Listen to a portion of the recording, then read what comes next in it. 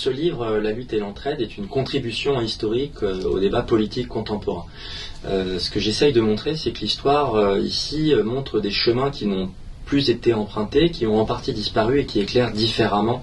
les enjeux d'actualité. Je pense que depuis quelques mois, quelques années, on a durci une opposition qui, à mon avis, est stérile et fausse historiquement entre, d'un côté, ceux qui bénéficieraient de la mondialisation, qui seraient forcément les élites aisées, participant effectivement de ce processus qui a conduit à un accroissement très fort des inégalités, et puis de l'autre, des classes populaires qui seraient fortement et nécessairement sédentarisées,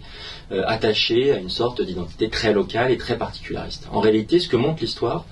notamment l'histoire du mouvement ouvrier, des syndicats et de l'internationalisme ouvrier auquel je m'intéresse, c'est qu'à partir des années 1860-1870, la force sociale qui était à la pointe de ce mouvement d'une mondialisation des solidarités, d'une mondialisation alternative qui vise à justement éviter que celle-ci ne se fasse uniquement au profit des plus riches et des plus puissants, ont été les ouvriers, les ouvrières qui ont rejoint des associations, des coopératives, des syndicats et des associations internationales qui avaient pour objectif de faire contrepoids à la mondialisation inégalitaire qui déjà se déployait dans les années 1860. Et donc en retraçant cette histoire, j'espère aussi donner un cadre de compréhension, des outils nouveaux pour penser les possibilités qui sont face à nous, essayer de sortir de ce fatalisme d'une opposition entre une mondialisation libérale inégalitaire et de l'autre un repli nationaliste, protectionniste, qui serait la seule alternative qu'on nous propose dans le débat politique actuel.